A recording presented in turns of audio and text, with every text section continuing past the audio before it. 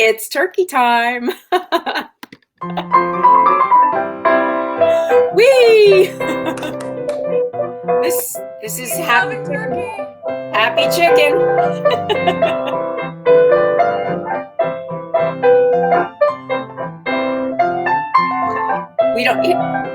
We had chicken last night. Don't tell the chicken. Hi. Hey, hello. It's day 2 of Turkey Palooza. Turkey Palooza! Woo! Yay, you did it! Well, so Day far, 2. so good. Day 2. Yeah. So day 2 is all about the wet brine, baby. Wet brine and the duck fat. And duck fat, yep. So anyway, so it was a long day, but that's okay. I'm not eating this tonight. You got one more day. I do. One more day. One more day. Oh my goodness. Yeah, I'll be roasting the breast tomorrow, so that'll be the end. But I probably won't eat it since it'll be too late, but that's okay. We'll have it the next day. It'll be a great Turkey Fest weekend, you know? Mm-hmm. Yeah. You'll have dinner for 2 days, 3 days. Couple of them, yeah. FYI, I went ahead and did put the legs, wings, thighs in the duck fat. They will be ready by the end of the episode, so I can take them out of the oven and show you. Great, we can see it. Yeah. So when you take them out of the bag, you have to brush all the herbs and stuff off and then put them in the duck fat, and you'll see what it looks like. Okay. So when you're talking about this wet brine, it's the rest of the turkey, right? Yes, it's the breast. Okay. The breast, which usually has the back attached to it, I might say. But last night we discovered the butcher took the back off. So it'll be breasts and back in the wet brine. Breasts and the back in the wet brine, yeah. Okay. Detached. Okay, so I'm going to make the wet brine now because it has to cool before you can put the breast in it. You don't want a hot breast. Nobody wants a hot breast. And then I'm going to make the stock that I use to baste the turkey with tomorrow. Okay. So I will show you how I make a quick stock out of that. Awesome. These are just amazing tips. We had so much fun last night. That was hysterical. If you were only listening to the audio, it was like fun. Food porn. A little bit of food porn going on. Okay, so I have to show you my counter of mise en place. Okay, here's my counter. Look at all that, folks. Wow. It will be gone soon. It's all going in a pot somewhere. So somebody's saying, let's forgive and forget, move on from no back and move into hot breast, please. It's already started. Okay. All right. So here's the deal. This has to cool down. You literally, you really cannot put it. It should be room temperature. Okay. So normally I make the brine and put it outside when it's cool enough. It has been way too hot, but I still will make it the night before and then let it cool down and put the breast in the next day. Okay. But that is not happening because we're doing the show. So I'm going to cheat it a little bit and I'm going to see if it works. Well, you tell us what you would normally do too. Yeah. Okay. Well, and also I'm cutting this in half-ish because the turkey is about half of what I would normally do. Okay. So I need salt, kosher salt. Kosher. Yeah. Keep it kosher. Keep it kosher. The reason you want to heat the brine first is because basically you're dissolving the salt and the sugar together. Isn't that like the definition of a brine, of what brine is? Yeah. Salty water. Mine is salty and sweet, and you kind of want to have the right ratio of salty to sweet. Okay. So Yeah, so that was 3/4 of a cup of salt. Okay. And I'm going to try and put all the salt and the spices in here now, and then I'll see how I can dilute it. Okay. Maple syrup. I love adding maple syrup. You're Okay. kind of like Will Ferrell and Elf. Okay. So, how much maple? I have to keep looking because this is not my usual thing. Okay, so I'm putting in 1/3 of a cup. So this is for that 11-pound turkey. Okay. But I can post, the double, the regular recipe. Yeah. Okay. So I love the maple flavor that roasted turkey, right? Yeah. Mm-hmm. All right, I'm going to add cloves. Oh, but not very many, just like 4. Because they're pretty powerful. They're very strong. So I like to crush them up a little bit in the mortar and pestle. Just release the oils. Yes. Even though, it's not like you're, going to eat this or anything, but you do want the flavors to come out. Okay, so, all right, here's another quick tale of what happened to me today. My neighbors, I don't know if you're watching, Mark, have been anybody. This is confidential. They've been a part of my Thanksgiving for probably, as long as I've lived here, since 2002. The night before Thanksgiving, I go across the street and I go get some of their juniper berries off their juniper bush. Unbeknownst to them. Yeah. So last night, so earlier tonight, I went out with David's phone and I snuck across the street and they were in their kitchen. So I was like holding the phone down just at my feet so they wouldn't see me coming. Like, who's that weirdo in our front yard? Oh, and my God. I got my beautiful juniper berries. So wait, let me just ask a question. You didn't just think like, hey, neighbors, could I just have a couple berries? Or you just want to take them? No, it's the thrill of the hunt. The thrill. Okay. The hunt. So every year I think they're going to catch me and they don't. You got away with it again. I did. So 2 teaspoons are going in the mortar and pestle. Nice. See how pretty they are? We have a lot of juniper in Santa Fe. It's a wonderful scent. Yeah, I didn't need to plant them because they have them. So I'm just crushing them a little bit again to, kind of release the, oh my God, it smells like Christmas. I love juniper and cedar. The best. Oh, it smells beautiful. So you can see that it's blue and green. So pretty. Great. You can make some gin right now if you wanted to. I'm saying. I have this little tiny jar and I keep them in here, but I never seem to have enough. Well, you know where the source is. I do. Okay, so brown sugar. I'm going to add 1/4 of a cup of that. Okay. And I have it in my refrigerator with the little pieces of bread to keep it soft. And look, see? Soft. Okay, someone's asking, if you don't have a juniper neighbor, where do you get berries? You know what? Seriously, that is a good question. I have no idea. I mean, I would look it up online. I think you have to go out to the woods. Go out to the woods or a specialty food store probably. Yeah. Have it. Mm-hmm. I would think so. All right. A 1/2 tablespoon of peppercorns. I'm going to do it like this. Just regular black peppercorns? Regular old black peppercorns. Okay. There they go. Okay. I'm going to add my allspice berries, which I showed you yesterday. So it's all in the same family.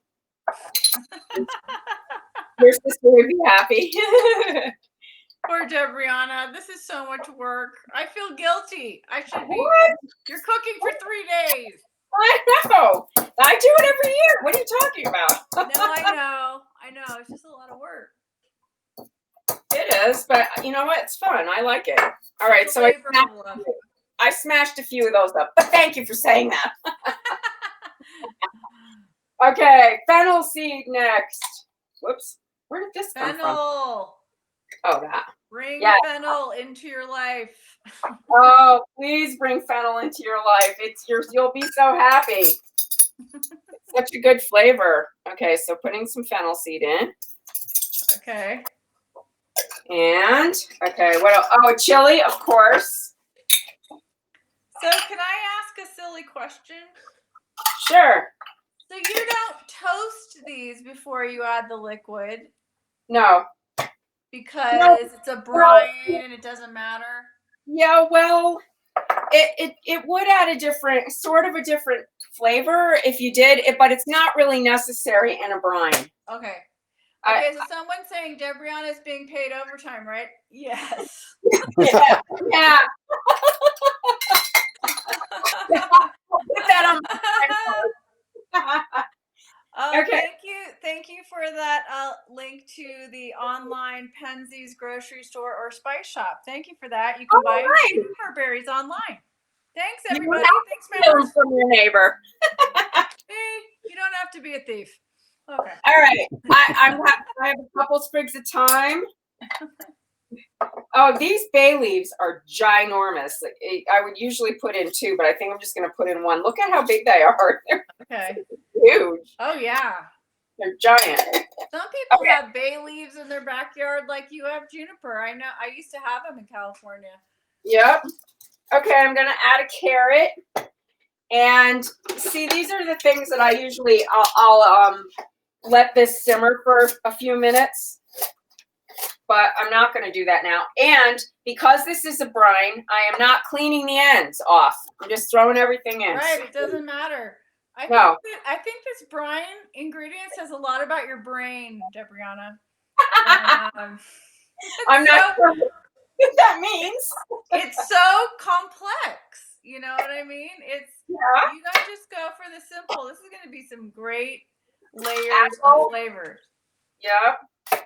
Here's a whole apple going in. Wow. Actually, I probably only should put a half apple, but too bad. Oh. I'm putting in an onion. And I'm just cutting it into like quarters-ish. This is a small onion. And again, I'm not taking anything off of it. It doesn't matter. It's so easy. You don't have to be fancy right now. So no, not fancy. All right, so generally I add a half a fennel bulb, but I got this fennel today from Sprouts, and it was the whole thing. So I'm just going to put the tops in. Okay.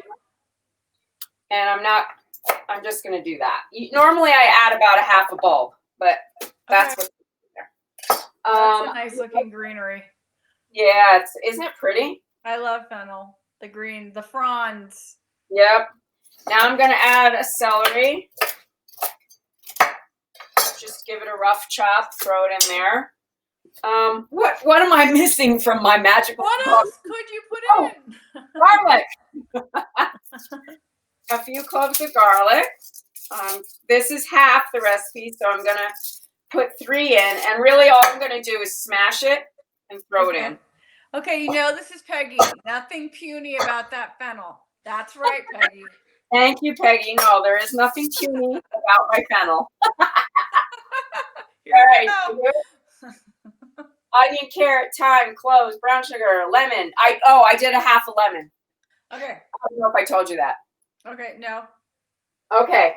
So now I'm going to add the water. Okay. And normally it's like 1.5 gallons of water. But I'm going to add okay, so I always have to do this. This is 1 quart. It's 4 quarts to 1 gallon. So a half a gallon is 2 quarts. I'll be right back. Well, it has to cover the breasts and the back, right? It has to cover the meat. Yeah. Well, I have a whole bunch of alcohol to add still. Oh. But the thing is, I'm going to add the alcohol at the end because I'm going to try and cool this down. So I'm not even going to add all the water. I'm just going to add a bare minimum. Okay. Because otherwise I won't be able to put the turkey in. It'll get too hot. Okay. So I'm just going to stir this around a little bit. That there's salt. You can see the salt down at the bottom. I don't know if you can. Come on over. You can see the salt and the sugars kind of mixing up in there. I see what you're saying now. I'm so slow today. It's like you cook it and then it cools and then you put the meat in. Duh. Yeah, yeah, okay. You don't want a hot breast. Oh my God, you would have cooked the turkey. Like I'm thinking soup or something. What's happening? Yeah. Oh, no. So I am going to let this come up to a pretty warm heat. So the flavors of the apple and the fennel and all that start to release a little bit. Right. Okay. Okay. All right. So now I'm having my oven scream at me. And we're going to look at the legs, wings, and thighs. They're in the oven. Okay. In the duck fat. And I'm going to pull them out. And I got this beautiful pan. Oh my God. That's beautiful. Wow. Wow. I cannot tell you how good this is. This smells divine. Oh my God. All right, let me get a fork.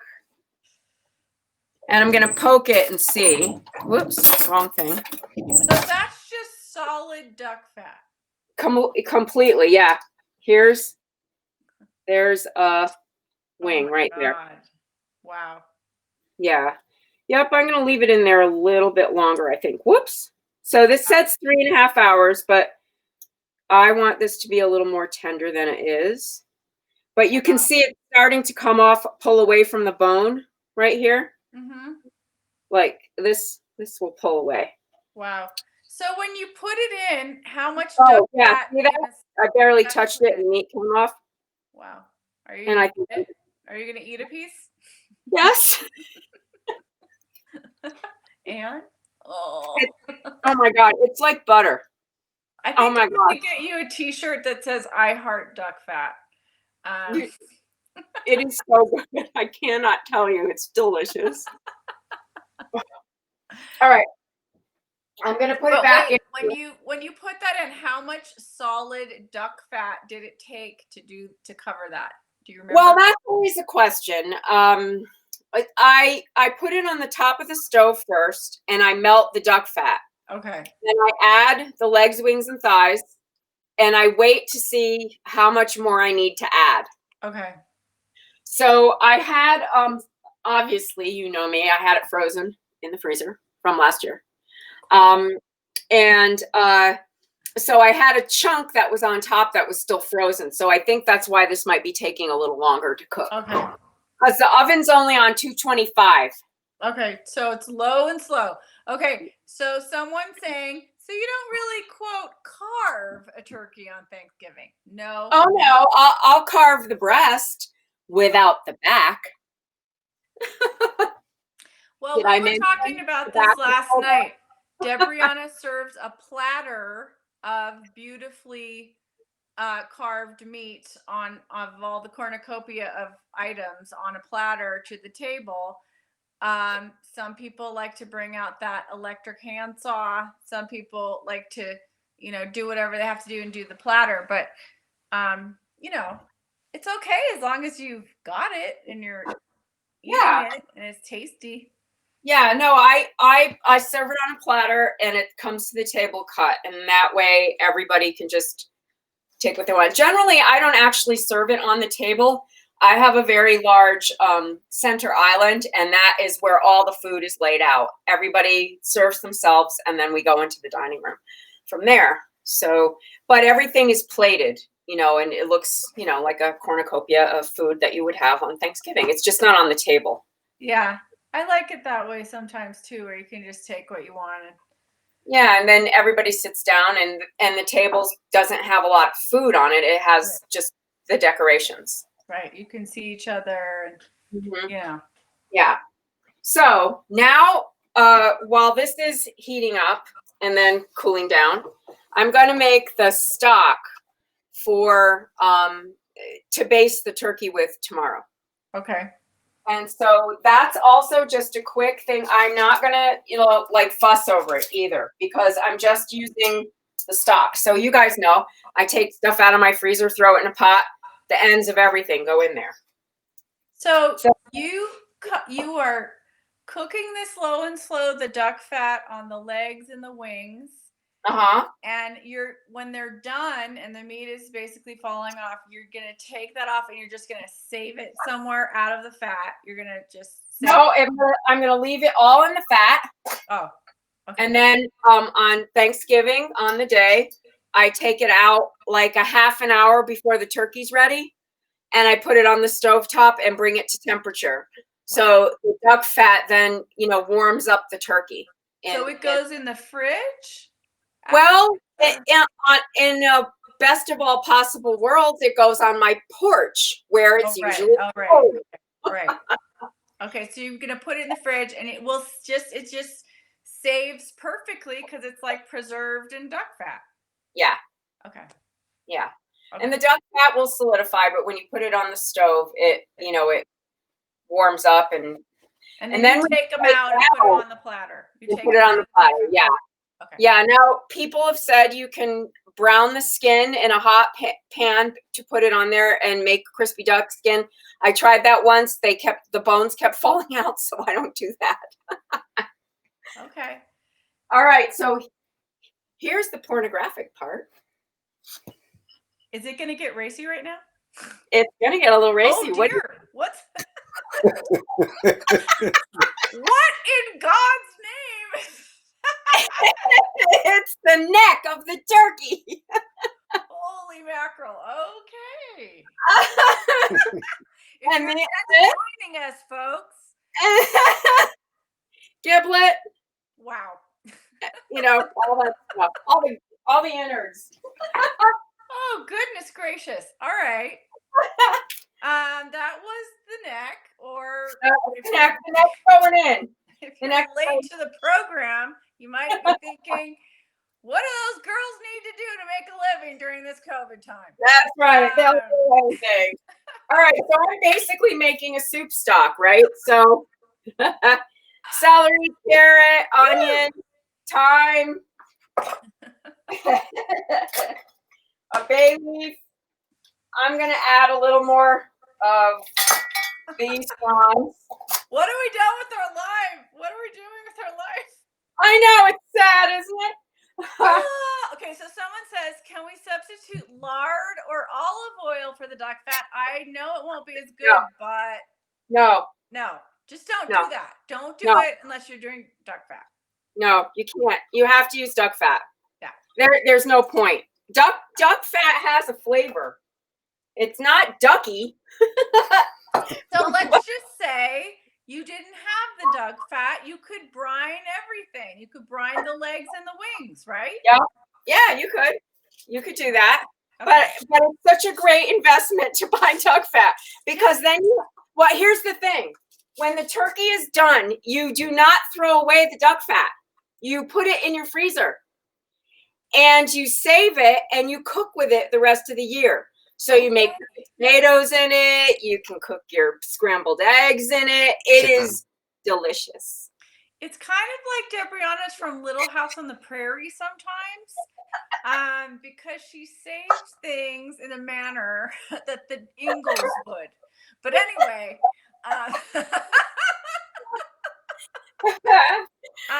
somebody just said after the turkey neck, there are no words. Okay, so I'm going to set that on the stove. And generally, this is what I do on Turkey Day. On Thanksgiving Day, I will start that first thing in the morning and let that start simmering all day until I'm ready to use it. Usually my turkey goes in around 1 o'clock. Okay. So this will be simmering for a few hours. So I put some white wine in there, celery, carrot, onion, that pornographic turkey neck. Triple X. Yes. Just like anything you would for soup stock, bay leaf, peppercorns, and I'm not going to add any salt to it because what I like to, okay, this is coming up to a simmer. What I like to do, and God only knows if this is kosher. I have no idea, but this is what I do. I'm telling you, you probably shouldn't do this. Okay. But I take about a cup of this brine out and I put it in my soup stock. Okay. And this is salty. Yeah. So that's when I add the salt, and then I'll taste it after it's cooked for a while. That's brilliant. It's what I do. I'm not telling you should do that, but that's what I do. No, and no one ever died from my soup. I just like the way that you think and that you can use the things that have already acquired the flavor in other parts of the dinner, because why throw it out? You've made these great flavors. Well, it would make me sad to just, well, I do throw out a fair amount of it. I really only pull back about a cup. But look at this. Isn't it gorgeous? It is beautiful. You should take a picture of that. Okay, so somebody says, just get some duck fat from Tebriano when you need it. I tell you what, though, I do have people that I give duck fat to. Only your special friends. That's right. But it is real. Actually, duck fat is not bad for you. It's not the same as using like bad oils. It's actually a good oil. So I don't feel bad about it. Okay, so this is simmered enough. I'm going to add the rest of this water to try and cool it down. Okay. I'm going to add hard apple cider. Oh, wow. Cool. To this concoction. I'm probably only going to put half the bottle, half of it in there because this is. And then you're going to drink the rest? Yes, I am. I'm going to add a half a cup of this cold pressed cider. Yay. That's a good one. That's cold. Yeah. And somebody said true about the cider, nice Christmas gift for the neighbors. You're like, hey, Merry Christmas. Oh my God. Okay, so generally with the cider, why I got a big one is because when I make my mashed potatoes, I cook them in apple cider. Oh my God, that's just mind blowing to me. I never knew that, and that sounds so good. Yeah, they're really good. Okay, so I normally add 3 cups of bourbon. Again, so massive industrial size laundry. I'm doing it. COVID proportions. Seriously, look how big this bottle is. Oh my God. That's huge. It is huge. I'm adding a cup and a half of bourbon in there. Normally, yay. And I'll tell you, the bourbon came from a recipe, like this is a combination of 1,000 different recipes, but Oprah made a turkey where she soaked the cheesecloth in bourbon and stuck it inside of the turkey. Wow, okay. And that's where the idea from the bourbon came from. Okay. God, that's a fascinating idea. That could be delish. Okay, I've never done that. All these great ideas we get from this show. Okay, so this is still kind of warm. I'm going to actually pull it off the hot burner. Not with my hands, with my beautiful mitt. And I'm going to add a little bit of ice cubes to it. See if I can cool it down. You got to cool it down. Cool down, baby. You don't want it to cook the bird. No, and so I won't add the bird to it, but I'll show you the bird. Okay. What's left of the bird? The bird. Okay, so the bird's over here in the sink. And this is the breast without the back. And it's all cleaned up, like I carefully washed it, David did. And there's the back that has been detached. I've never seen it dismembered like that. Said every serial killer ever. I know, right? It's very sad. So that's the turkey. The turkey will go in the brine bag, the giant brine bag. Okay. And when it goes in, because I don't want to do it now if the brine's too hot. Okay. I'm going to squeeze it so that the brine gets up all around the turkey, and then I'm going to tie it. So I'll twist tie it, zip block the top, and then push it so that the brine stays all around the turkey. Right. Okay. Now, Ow. Oftentimes, or this time of year, your refrigerator's really full because you have other stuff in there for the turkey dinner. So my suggestion, if you don't have a second fridge, which I do, is if it's not cold outside, which it is not this year, I have also done it in a cooler where you put ice in the bottom of the cooler, put the brine bag in, and put ice on top of it, and close the cooler, and it's fine overnight. Okay. For 24 hours in the cooler. That's cold enough. But you're going to put it in the fridge tonight. I am, because my little fridge is empty because I'm not having anyone over. I'm just going to have this giant turkey. Okay, someone's saying, the backless bird, get over it. Okay. All right, Reddy. All right. I'm trying to get over it. I am. You can see I've held a grudge for the butcher. What's his name? It was a she. It was a she who took the directions. I do not know who cut the bird. It was a she. Okay. Yes. Stand corrected. Oh. Cleaver alert. I'm trying not to be mad at the butcher. That is a giant cleaver. It's just paper. Okay, that looks like a guillotine. Isn't it funny? No. Is that a joke? What? Oh, that was for your Julia Child. My Julia Child thing. I thought it was real. No. Yes, no, it's not. It's paper. Oh my God, you scared me. You were like going like this around your head. I am so mad at that butcher. You should go in with the paper cleaver and scare him. I think next year they won't torture me. I'll come in. You didn't do it right. Don't do this to me next year. Oh my God. Make me angry. Oh my God. Okay, so I think that's part 2. We just completed part 2, the wet brine and the duck fat. And then what's coming up tomorrow? What's tomorrow? Tomorrow we cook the turkey breast. And I make several compound butters to make the turkey breast. One is a sage butter, and one is a maple and lemon butter. Wow. And black pepper. And so that gets the turkey gets wrapped and stuff in the butter. Wow. And then goes in the oven.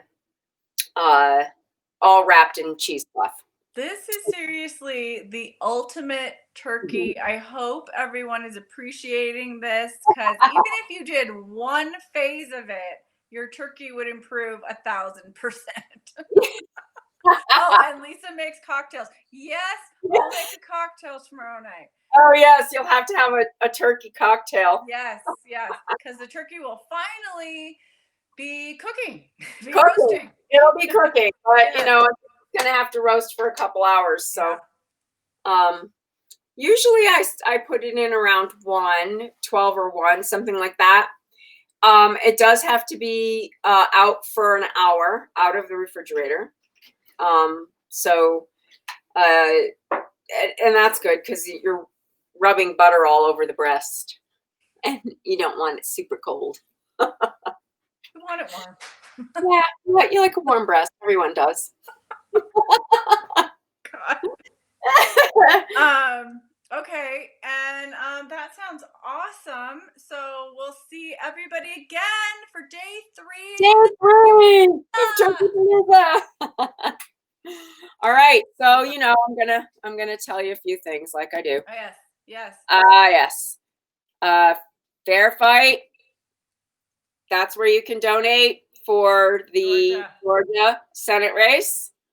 Our lovely Holly has her holiday gift collective on Instagram. Yay. You can support local artisans that way.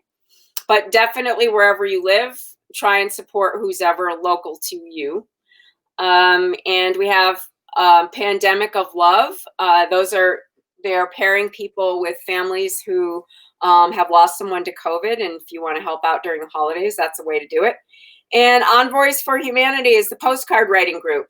And there are many postcards to swing states. There's a whole bunch of them. So that's the one I'm using to write postcards to voters. And I have a lot of leftover stamps from when I bought stamps to try to save the post office. So I'm going to use those. Yeah, I ordered my postcards from Amazon, and they came in 2 days. Here, I'll show you. Oh, okay. She's going to show us. She's going to show us her postcards. They have super fun ones. These say, voting is your superpower. Oh, those are cute. Nice. Yeah. And they help you with what to say. Yeah. I just read today that the Wonder Woman 1984 movie is coming out on HBO Max. I'm very excited. How fun. Because I loved that one. Okay, so one last thing. Help us reach over 3,000 members. If you have friends and you want to invite them to Corona Kitchen, that would be fantastic. We would so appreciate it. Yes, thank you. We would. All right, people. I will see you tomorrow. Yay! And we will finish the turkey. I'll take pictures of it when it's done, but because it won't be done. The turkey's gonna be fab. I can't wait. Can't wait to see those butters. Yeah, the butters are fun. Thanks for watching, everybody.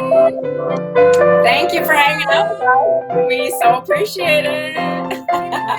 Wear a mask. Everyone wear masks.